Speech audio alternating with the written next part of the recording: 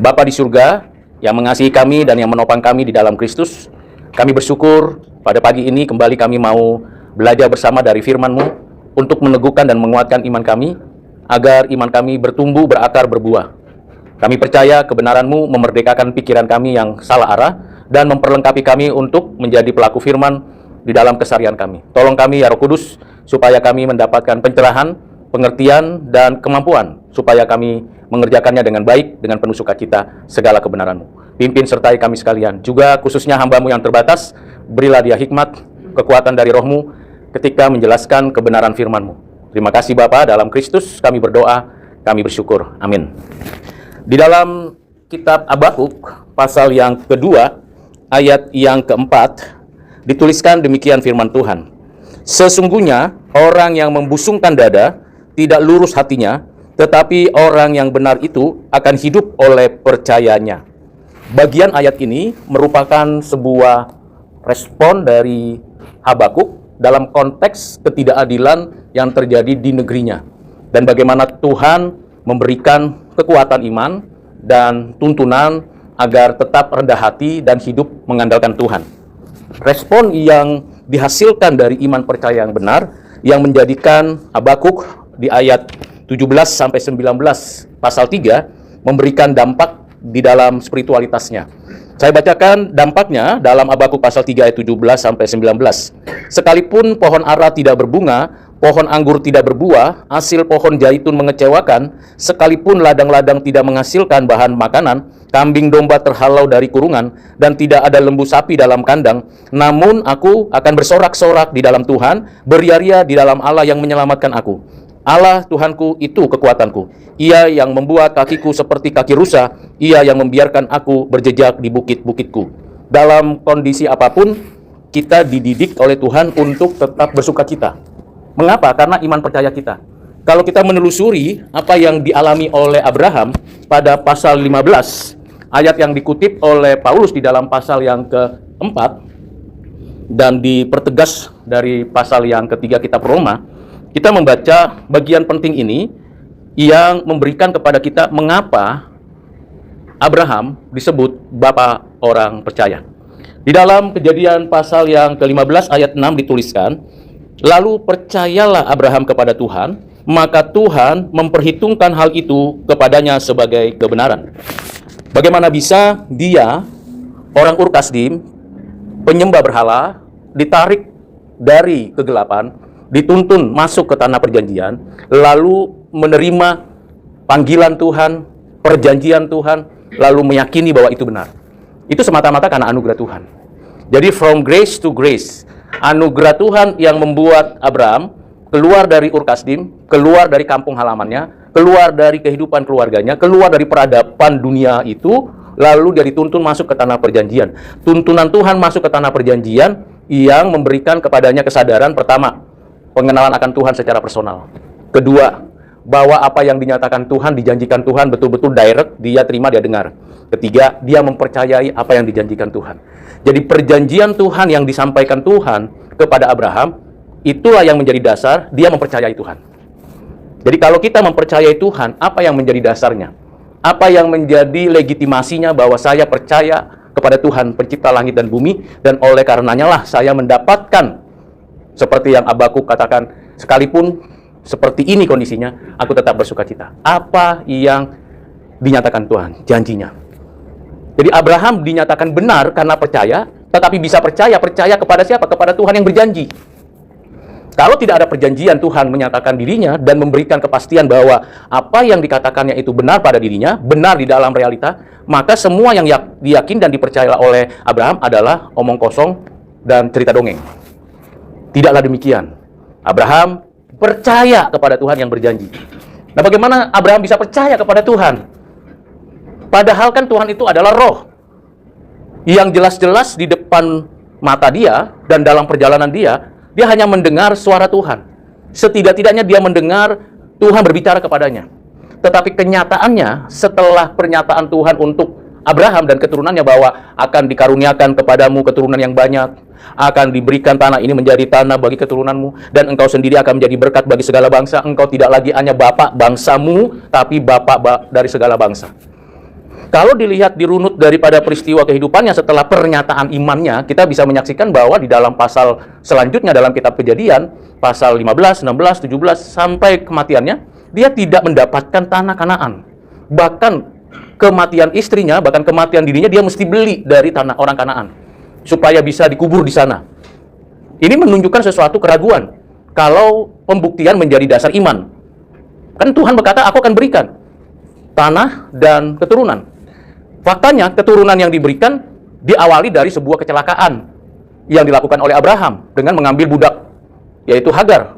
Seolah-olah itu cara Tuhan. Tidak, tetap melalui Sarah. Menunggu Sarah melahirkan, perjalanan panjang dari Ur Kasdim sampai ke tanah Kanaan, berdasarkan janji itu, menunggunya cukup lama. Setidak-tidaknya 25 tahun. Nah, bagaimana kita bisa meyakini bahwa apa yang dijanjikan Tuhan dan kita percaya kepada Tuhan yang berjanji dalam penantian yang panjang seperti itu tidak mudah. Kecuali Tuhan yang beranugerah meneguhkan iman Abraham. Walaupun ada liku-likunya. Dan liku-likunya itu panjang. Pertama, mungkinkah maksudnya Eliezer pekerjanya? Mungkinkah maksudnya Ismail, anak budaknya dari keturunan Mesir itu? Mungkinkah yang lain? Ternyata dari Sarah, tunggal. Dan yang teruji adalah ketika sudah cukup umur dibawa untuk dipersembahkan ke Bukit Moria. Ini bagaimana ini janji Tuhan ini? Padahal saya sudah mempercayakan Tuhan bahwa Tuhan pasti adalah Tuhan yang berjanji dan menggenapkan dan menerapkan janjinya kepada saya. Mengapa bisa Abraham tetap teguh imannya? Bagaimana Abraham bisa melewati semuanya itu sampai akhirnya dia bisa kita sebut sebagai bapak orang percaya? Bahkan Paulus memakai atau menggunakan kisah Abraham itu menjadi contoh orang beriman. Itu semata-mata kalau kita lihat ketentuan yang berlaku di dalam perjanjian lama, orang bisa bertahan di dalam segala situasi karena keterkaitannya kepada Tuhan yang berjanji semata-mata karena anugerah. Itu yang saya sebut dengan from grace to grace. Dari anugerah kepada anugerah. Nah, kalau kita sudah merasakan anugerah Tuhan dan betul-betul karena anugerah Tuhan saya bisa percaya akan Tuhan yang berjanji dan saya melekatkan hati saya kepada Tuhan yang berjanji. Ketika saya percaya kepada Tuhan yang berjanji, itu pun saya bisa berespon karena anugerah. Dan ketika saya tetap bertahan di dalam janji Tuhan, nampaknya tidak terlihat penerapannya dalam kehidupan saya dan tetap saya bisa setia bertahan sampai ke kehidupan berakhir di bumi ini, itu semua karena anugerah juga. Jadi kalau saya dan Bapak Ibu bisa masih percaya kepada Tuhan yang berjanji, kenyataannya hidup kita seperti ini. Bahkan Paulus di dalam Roma pasal 8, semua makhluk sama-sama mengeluh, termasuk orang percaya. Pertanyaannya, kok masih? Kok mau? Apakah yang kita percaya itu adalah sesosok makhluk yang hanya mengiming-imingkan janji? Kan kita nggak suka namanya iming-iming. Misalnya seorang anak kecil, karena nakal, papanya atau mamanya memberikan janji. Nah, nanti kalau kamu baik-baik, saya berikan sepatu baru yang baik, yang terbaru. Anak pasti akan bergiat dengan apa yang dijanjikan. Oke? Tiba waktunya, si anak sudah selesaikan apa yang dimaksud atau dimaunya orang tuanya, menuntut, mana Pak? Orang tua bilang, aduh, lupa. Atau nanti saja, keuangan lagi nggak cukup. Atau yang lain. Ada banyak alasan menunda penggenapan penerapan janji. Pertanyaan saya, anak seperti itu kecewa nggak? Kecewa. Bisa nggak sakit hati? Bisa. Mana Bapak cuma janji saja, Mama cuma omong saja. Sama seperti pemerintah, berjanji waktu kampanye janjinya 1001 mimpi. Dan akhirnya semuanya kita terbuai, terbius, dan kayaknya ngikut aja. Kenyataannya bagaimana? Nah, kalau kita bandingkan seperti itu, maka berapa kali kita kecewa kepada Tuhan? Pertama. Yang kedua, apakah benar Tuhan tidak pernah menggenapkan janjinya? Atau Tuhan lalai menepati janjinya? Seperti yang Petrus katakan di dalam surat Petrus. Apakah Tuhan lalai menepati janjinya? Jawabannya tidak. Waktu kita beda dengan penggenapan Tuhan. Kita maunya instan, kita maunya cepat, kita maunya selesai. Lalu nagih. Kenapa Abraham tidak menagih? Bahkan ketika diberitahu oleh Tuhan kepada Abraham, bukan Eliezer, bukan Ismail, bukan anak yang kujanjikan dari Sarah. Bahkan Sarah waktu dengar ketawa. Impossible. Udah lama ini. Nggak mungkin. Tapi Tuhan katakan tahun depan Sarah mengandung. Masuk akal nggak? Kira-kira begitu gambaran kehadiran Kristus. Ketika janji Tuhan di dalam Kejadian pasal 3 ayat 15 bahwa keturunan perempuan yang tunggal ini akan meremukkan kepala ular itu. Ditunggu-tunggu dari Habel, Set, Enok, Nuh, Abraham, Ishak, Yakub, nabi-nabi. Kok nggak ada ya? Makin terpuruk, bahkan makin dikuasai oleh bangsa lain, yaitu Israel. Ini di mana janjinya? Pertanyaannya yang sederhana. Kok ada banyak orang di dalam perjalanan hidup manusia, seperti contohnya Israel, tetap percaya akan janji Tuhan? Why? Kan ditunggu-tunggu nggak ada. Bahkan ada orang yang mengaku diri sebagai seorang quote-and-quote juru selamat. Kaum Zelot. Wah, kalau begitu kita yang bikin sendiri. Bikin revolusi. Bikin pemberontakan kepada kerajaan Romawi. Gugur? Itu sebabnya ketika Yesus hadir, dan Yesus mengatakan kebenaran Allah, dan menyatakan bahwa akulah jalan, kebenaran, dan hidup. Bahkan dia mengatakan, aku dan Bapa adalah satu. Aku diutus Bapa, dan aku adalah Mesias yang dari Allah itu. Wah, ini blasphemy nih. Ini penghujatan. Bagaimana mungkin saya mendengar dan mempercaya ucapan Yesus, sementara bertahun-tahun, berabad-abad, bergenerasi demi generasi, kami menanti yang harusnya memberikan kepada kami kedamaian, ketenangan, kesejahteraan. Kok ada seorang muda dari Nazaret berbicara dengan lantang, dan kemudian mengatakan, akulah jalan itu. Ini penghujatan. Sampai titik itu, bahkan muridnya sendiri masih ragu. Bapak Ibu, kalau lihat perjalanan seperti itu kan bukankah kita merefleksikan, saya juga begitu. Pagi-pagi benar, dalam kehidupan kita sudah dibawa orang tua ke gereja untuk dibaptis.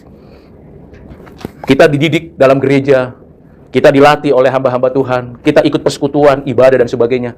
Kita membaca Alkitab. Pertanyaannya, percaya nggak Ibu Bapak dengan janji Tuhan yang dalam Alkitab? Itu tidak mudah. Kalau religiusitas kita bisa tunjukkan religiusitas keagamaan kita. Oh, saya rajin baca kitab suci, doa tiap hari, doa tiap hari, doa tiap hari. Paling tidak doa makan, doa tidur. 3 kali makan, 3 kali doa. Tidur 1 kali, paling tidak 4 kali. Baca Alkitab paling tidak be ready. Percaya nggak apa yang dibaca tadi? Percaya tidak akan apa yang Tuhan berikan. Kalau kita bisa percaya, itu anugerah.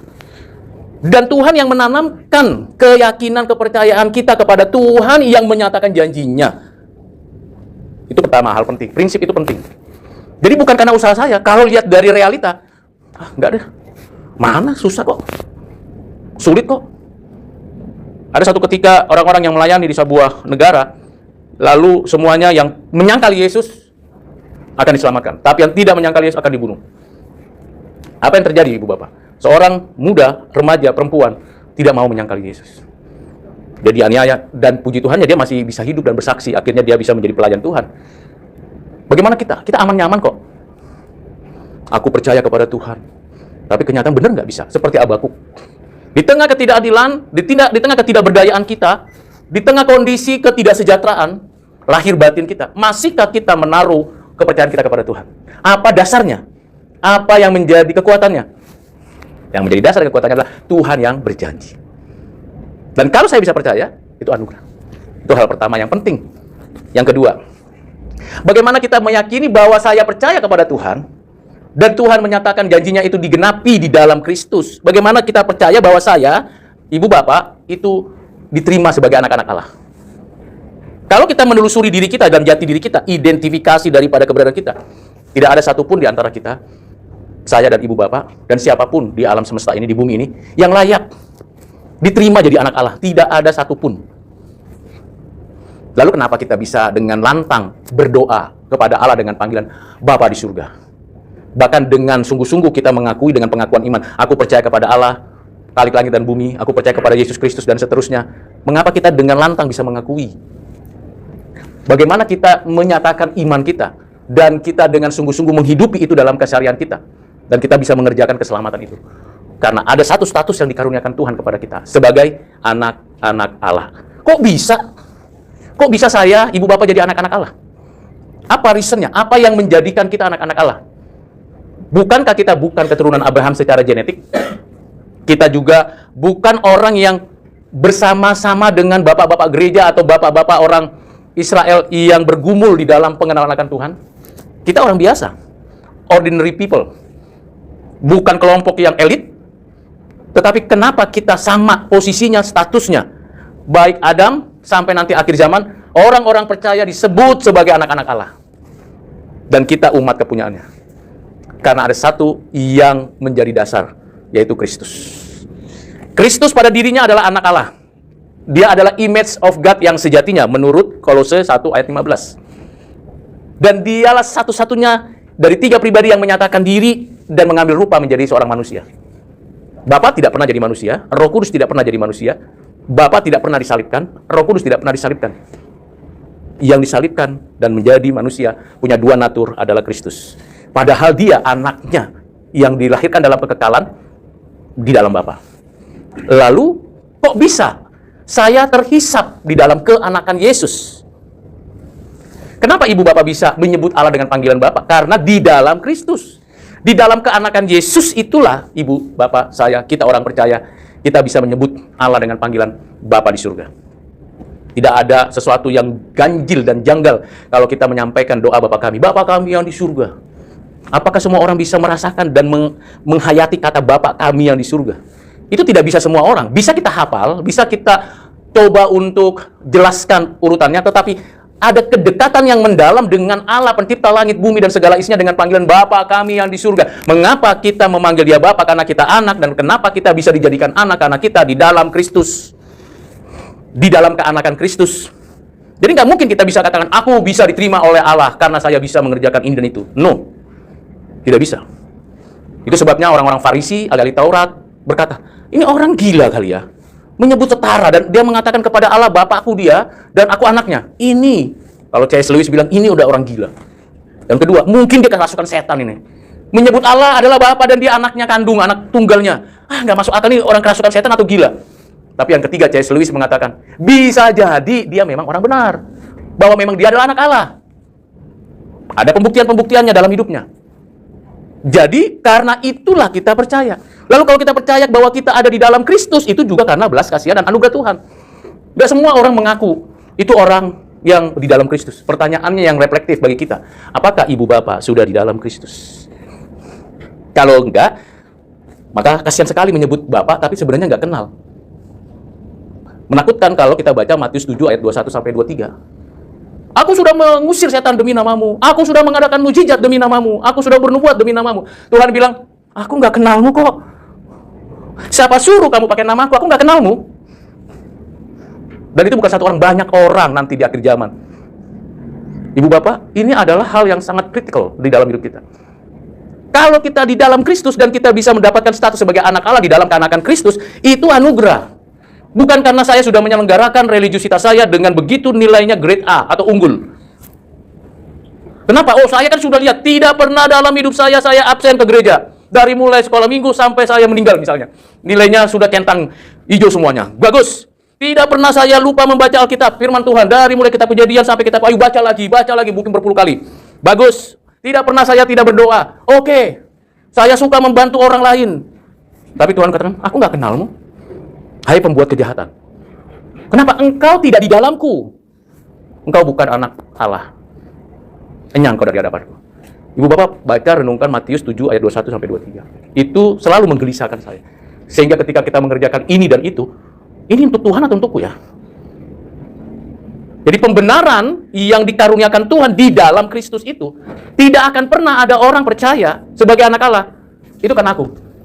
Karena aku hebat. Enggak akan mungkin. Orang yang memungkinkan dirinya untuk menonjolkan diri, untuk tawar-menawar dengan Tuhan, bahkan mengajukan petisi kepada Tuhan untuk dipercaya sebagai anaknya, Tuhan bilang, nyala kau dari hadapanku. Pertama, reasonnya, engkau Tuhan, aku ciptaan. Yang kedua, Allah Maha Kudus, kita orang berdosa. Yang ketiga, kita tidak mungkin mencari Allah, karena Tuhanlah yang senantiasa mencari kita. Dengan 3 alasan itu, tidak mungkin ada orang percaya yang di dalam Kristus, sebagai anak Allah, menyombongkan diri. Semua yang kukerjakan karena usahaku. Maka Paulus di dalam pemikiran dan pembahasannya di dalam Kejadian Roma pasal 3 dan Roma pasal 4 untuk menunjukkan bahwa Abraham sekalipun itu bisa percaya karena anugerah. Karena belas kasihan. Dan dia bisa menjalani itu karena belas kasihan. Ini contoh konkret. Itu bagian kedua. Bagian ketiga yang saya mau akhiri. Bapak Ibu, seringkali kita merasa, quote and quote, bahwa kita sudah anak Tuhan, sudah orang percaya. Amin. Itu bagus perasaan itu. Tapi lupa seringkali kita punya dua tantangan yang berat dalam hidup kita. Pertama, karena saya sungguh orang percaya, saya sangat strict dengan hukum Tuhan. Literally. Jadi orang yang legalism, orang yang begitu strict, apapun pokoknya, semua titik koma ayat Alkitab mesti dilakukan. Strict banget. Sampai lupa bahwa itu untuk Israel, bukan untuk orang Kristen sekarang. Sampai lupa itu untuk jemaat Korintus, bukan untuk orang Kristen sekarang. Sampai lupa itu untuk orang Romawi, bukan untuk kita. Tetapi semua diambil. Sampai legalitasnya adalah, kamu makan darah ya? Berdosa kamu. Wih, serem sekali. Karena saya makan saksang, Ibu Bapak, di satu pertemuan. Langsung, Bapak masih makan darah ya? Oh, enggak, saya makan daging, saya bilang. Enggak, itu ada darahnya. Oh, saya nggak bisa ngomong apa-apa, kan saya nggak mau khotbah di dalam tempat makan begitu ya. Saya dimin aja, oh begitu ya. Saya tanya balik, Bapak masih makan lemak-lemak dan tulang sumsum? Masih? Ya sama, nggak boleh juga. Kok Bapak makan? Sop iga yang ada sumsumnya itu, kalau itu dimasak dengan enak, pakai wortel setengah matang gitu sama kentang, kasih bawang seledri, terus dibuat, terus ada sopnya itu, terus ada sumsumnya dibuka. Wah, enak sekali. Bapak makan juga itu? Makan. Itu sama dosanya dengan Bapak nggak makan darah. Ada nggak terus? Ada tertulis, itu satu ayat bagian tertentu. Jadi ada orang yang strict pada bagian tertentu untuk keuntungannya. Lupa dia bahwa ayat itu satu kesatuan, tidak bisa dipisah. Nah, itulah orang Farisi, Ibu Bapak. Mesti hari Sabat nggak boleh kerja apa-apa. Termasuk kalau ada sesuatu yang mesti ditolong, misalnya ada orang yang di pinggiran sungai, kita lihat dia nggak bisa berenang, padahal hanya 1 meteran, tapi nggak bisa berenang, kalap gitu ya, tolong gitu, padahal sama 1 meteran. 1 meteran itu dia mungkin tingginya cuma 120 ya, tapi masih bisa lah leher, tapi sudah cemas. Terus sudah dalam begitu udah tolong, terus kita diam. Oh, hari ini hari Sabat, tidak boleh bekerja. Nanti saya tolong, besok lusa. Ya udah, inna lillahi wa inna ilaihi rajiun. Kembalilah debu kepada debu dan roh kepada Tuhan. Kan itu artinya. Tidak bisa. Dalam kondisi begitu, nggak perlu tengok kanan tengok kiri. Ini orang Farisi nggak ya? Kita tolong. Jadi ini bagian pengertian bagaimana orang benar itu tidak legalistis. Tidak boleh legalistis. Anti dari semuanya, pokoknya taat hukum penuh. Ini penting. Kalau orang Kristen di Korintus, ibu bapak yang, khususnya ibu-ibu yang tidak kuncir-kuncir rambut atau yang tidak pakai kerudung, itu orang berdosa loh. Nah, saya lihat ibu-ibu di sini tidak ada yang pakai kerudung. Kalau menurut jemaat Korintus, mesti pakai kerudung. Terus nggak boleh pimpin lagu pujian seperti tadi. Nanti di rumah ngobrol sama pasangan atau sama orang laki di sana, di rumah baru ngobrol tentang kenapa kok ayat itu seperti itu. Kalau di dalam pertemuan umum tidak boleh. Itu di jemaat Korintus, ibu bapak. Nah, kalau kita terapkan itu, wow, bisa bagaimana ya dinamikanya? Itu legalis. Dia hati-hati, ibu bapak. Tapi di sisi lain ada yang hyper grace. Saya sudah diselamatkan, pasti Tuhan baik mengampuni dosaku. Curi-curi sedikit nggak apa-apa lah. Pulpen dari kantor dibawa ke rumah untuk anak. Di sini pasti nggak ada. Kertas kuarto yang dibilang, Pak, aku mau butuh kertas kuarto. Oh, nanti Bapak ambil dari kantor. Pak, itu kertas untuk kantor, bukan untuk anaknya. Ini nggak ada di sini. Mungkin saya aja mungkin pernah lakukan. Tuhan kan baik. Tuhan ngerti lah perasaanku. Pasti mengampuni. Hyper grace, kecil-kecil, tipis-tipis hyper grace-nya. Ada banyak kasus, Pak, memang saya berdosa, tapi kan Tuhan mengampuni saya. Yakin kamu bahwa Tuhan mengampunimu? Yakin? Alkitab mengatakan, wih, pakai ayat Bapak Ibu. Biarpun dosamu merah seperti kemisi, akan putih. Wih, lihat Pak. Bahkan di dalam 1 Yohanes 1 ayat 9 mengatakan, jika kita mengaku dosa kita, ya adalah Allah yang adil dan setia, akan mengampuni segala dosamu. Wow. Pakai ayat itu untuk membuat satu tindakan yang mentolerir semua kompromi dosa. Itu hyper grace. Itu bukan orang benar. Kita tidak boleh legalistik. Kita tidak boleh hyper grace seperti itu. Hidup kudus. Itu bagian yang ketiga. Ibu bapak kita orang yang dibenarkan Tuhan. Apa yang terjadi pada Abraham? Sejak dia menerima pernyataan dari Tuhan, dia perlahan mengerti kehendak Tuhan. Sekalipun dia tidak menyaksikan keturunannya banyak seperti pasir, seperti bintang, tapi dia percaya bahwa apa yang dijanjikan Tuhan itu nyata. Sekalipun kita tidak bisa menyelesaikan semuanya dalam hidup kita. Kita tidak sesempurna apa yang kita mungkin pikirkan secara hukum, dan kita mungkin sering mengabaikan firman sehingga berdosa. Sekalipun keadaan kita seperti ini, pembenaran Tuhan kepada kita tidak pernah diambil, dicabut, dibatalkan. Kenapa? Di dalam Kristus. Ini tidak mendorong Bapak Ibu, kalau begitu saya lakukan yang ini saja dan yang ini tidak dan sebagainya, tidak. Ini hanya untuk menolong kita, untuk mengerti betapa anugerah Tuhan untuk hidup kita. Kita diadopsi menjadi anak Allah karena pembenaran Kristus, dan pembenaran Kristus itu yang kita di dalamnya kita mendapatkan pengampunan. Kalau kita mengaku Tuhan aku orang berdosa, oke. Saya tahu kamu orang berdosa, pertanyaannya, kamu mengaku itu untuk siapa? Dan di dalam siapa? Banyak kan orang beragama mengaku dosa, tetap berdosa, nggak ada penyelesaiannya karena tidak di dalam Kristus. Maka istilah justification, pembenaran, itu mempunyai dua aspek tadi. Pengampunan dan diadopsi menjadi anak Allah. Dan itu anugerah. Itu sebabnya Habakuk berkata, sudahlah memang kondisi dunia begini, tetapi aku tetap bersorak-sorai di dalam Tuhan. Aku bersuka cita. Aku menjalankan hidup dengan penuh sukacita. Orang benar pasti hidup senantiasa berupaya untuk bersuka cita. Kalaupun kita bisa bersuka cita, bersyukur, itu anugerah Tuhan. Itu belas kasihan Tuhan. Jadi from grace to grace, from faith to faith, dan kita selalu mengatakan soli deo gloria, bagi kemuliaan Tuhan. Semuanya ini di dalam Kristus, bukan di luar Kristus. Mari kita berdoa. Bapak, terima kasih. Penjelasan hamba sangat terbatas untuk menggambarkan kebenaran yang Tuhan nyatakan baik dalam kisah Abraham, kisah Habakuk, dan penjelasan dari surat Roma.